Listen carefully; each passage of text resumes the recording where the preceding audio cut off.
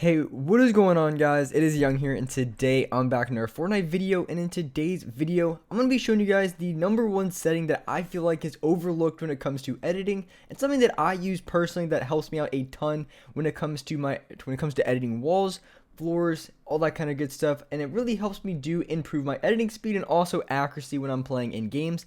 And I'm going to show you guys exactly what that is and what I would recommend. So if you're looking for ways to improve your editing, or maybe just struggling with editing overall, definitely stay to the end of the video because I have some really good tips to help you guys out. And before we get into the video, I have a V-Buck giveaway. I'm going to be giving away 2,000 V-Bucks. And if you guys want a chance to enter this giveaway, all you guys have to do is to drop a like on this video. Make sure you guys do subscribe to the channel, turn on my post notifications, and as well leave a comment down below of either your Xbox gamer tag, your PSN gamer tag, or Epic account, and you guys will be entered into the giveaway. So make sure you guys do enter if you guys want a chance to win. And alright guys, let's go right to the video. Alright, so in this video, I'm going to be showing you guys the one setting that I feel like is completely overlooked when it comes to editing. And this is something that really helped me improve because there was a few edits in this game. I'm sure you guys as well who play controller, there's a few edits in this game that are kind of annoying to get very consistent just because of the small analog stick movement that you have. Because one of my key goals when it comes to improving in this game, whether it's building, editing, is 100% going to be consistency. It's not about being the fastest editor, the fastest builder. It's about being very consistent. So when I'm in game, I'm not gonna be messing up my edits all the time, and I'm gonna be able to consistently hit the same edits and be able to consistently get wins. So that one setting specifically I'm talking about is going to be edit mode aim assist, and a lot of you guys may not exactly know how this works. I'm gonna go into everything about this, with the pros, the cons of it, and just everything you guys need to know, because a lot of people would just hate on edit mode aim assist because they watch a couple face wave videos and then they hop into creative and think they're the best players in the game, and they know completely nothing about edit mode aim assist, how it mechanically works. So I'm gonna show you guys mechanically why it could be a very good thing to use and mechanically why it could be bad. It really just depends on the specific edits that you want to have, because with edit mode aim assist, I'm going to be going in and showing you guys exactly how it works. I mean, which you guys probably know, kind of rotates onto the square, but there's going to be certain edits that are going to be 10 times easier to do on this versus if you're on like linear or if you're just not using it at all.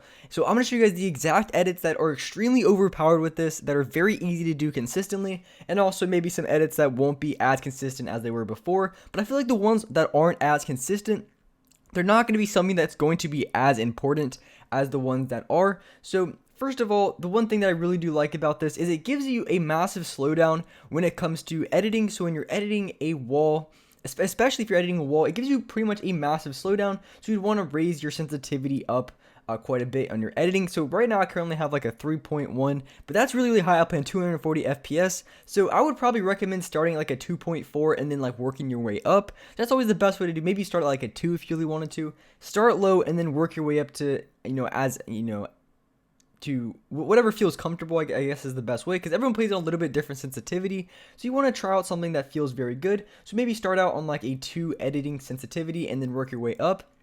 Because with edit mode aim assist, the one thing that I really like is there's going to be a few edits that are super OP. Like the first edit, when you edit the top 3 squares on the top shelf of the wall, that edit is so easy to hit every single time. I like never mess it up in game, just because all you have to do is once you're editing, as long as you look at one of the top squares, all you do is move your analog stick over to the right or over to the left, and it edits it perfectly every single time. You're not going to be messing it up, and that edit is something that you're going to be doing so often because you're going to have control of a wall. There's going to be a guy on the opposite side, and sometimes you don't want to go for an edit where you're just editing the right side squares, because you want to go for maybe like a jump shot, maybe like a shot that's a little bit harder to hit back. So you're going to be editing the squares, or maybe you're editing out of a box and you need to edit those squares. You're going to be able to do that consistently every single time, just because it's extremely easy to do. And if you played without it, it's going to be a little bit more difficult, because you really have to be extremely accurate when you are going for that edit. It still can be done, but with edit mode aim assist, this hands down is so much easier, because all you have to do is literally just drag it to the left or drag it to the right, as long as you're on those top squares, because you can't even go, if you're editing a wall, you can't even go above it. So this edit every single time, super easy, it's extremely quick to do, and that's why I play on a higher edit mode aim assist, because I can do it extremely fast every single time with no problem.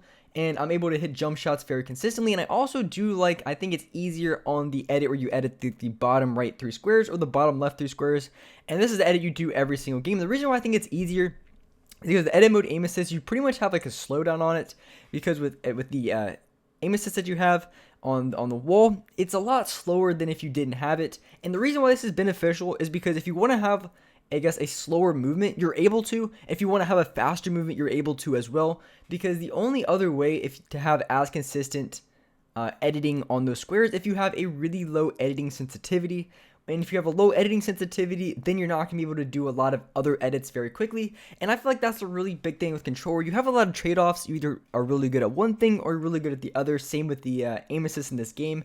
So if you have Legacy, you have the advantage from longer ranges and when you aim down your sights, but close range hipfire is going to be very weak. But if you're on linear, then the close range hipfire is very strong, but AR shots they're never going to happen on linear unless you're extremely lucky or just have the best accuracy in the game.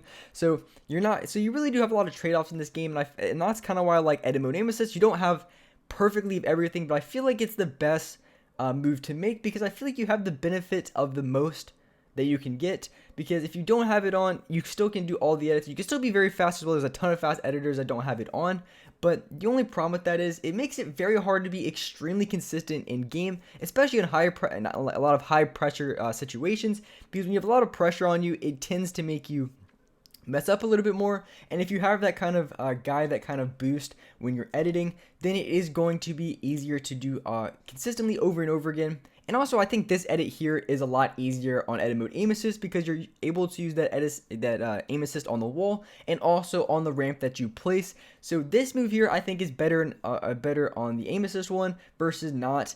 And this edit here, when it comes to like the 3 squares on the bottom left or right, and also the top 3 squares on the top of the wall, I think those edits alone are a lot better on edit mode aim assist. I know I keep saying that over and over again, but I think it is better on that setting versus not having it on at all. And plus there's like 2 other things that I think are even better on it as well, because when you do play with that setting on, you are able to have a little bit higher editing sensitivity. And I think this move here, when you edit the floor and also the cone in the floor, this is an edit that's extremely overpowered, extremely effective in game. And when you have edit mode aim assist and a very high editing sensitivity, this is extremely easy to do over and over again, because you don't even really have to aim it too much. You can just flick your analog stick to the left or flick it to the right, and you're going to be able to hit this edit over and over again extremely quickly, and also extremely effectively, because you don't have to worry about making sure you time it correctly, and worrying about having to make sure you have it perfect, because with edit mode aim assist on, it kind of does it for you, which I think is very easy to do. So that edit there is extremely effective. And this is really the only con I have with edit mode aim assist that can be kind of annoying for people, is as you can see when I'm looking up and down, sometimes it gets stuck in the middle. And that only has to do with ramps. So if you have a ramp and you're needing to edit like in the middle, then you can have a little bit more difficult time. And there is a workaway around this, but it can be one of those things that is a little bit annoying and kind of can put people off of edit mode aim assist. But one thing you can do instead is you can just edit to the corners. So what you'd have to do instead is when you're editing, say I want to flip the ramp, you click the far square and then you click one of the left or right squares, and that instead is going to flip your ramp instead of having to just drag it. Most people just drag it forward or drag it back. An easier way to do it, and a lot more fast ways to do it, is just dragging it the way I showed you guys, and also having it in a slow motion so you guys can see exactly what I'm doing, because it might be a little bit hard to see just because I played it very, very quickly. So here it is again, slow motion when I'm editing. So this is exactly how you want to flip the ramp on edit mode aim assist. Otherwise, you're going to get caught in the middle from time to time. And that's the only thing, or the only problem I have with edit mode aim assist is when you try to flip the ramp, sometimes it just gets stuck and it's super annoying to deal with. That's the only problem I have with it. Everything else I do feel pretty positively with it. And I feel like with all of the benefits that you have on the specific edits that I showed you is going to outweigh everything else. And also plus having a high edit mode or high editing sensitivity with that on. So if you ever get stuck, and it happens all the time, which I'm showing here, is when you're getting stuck and you want to edit right in front of you. Sometimes you're right next to the wall, you're trying to edit.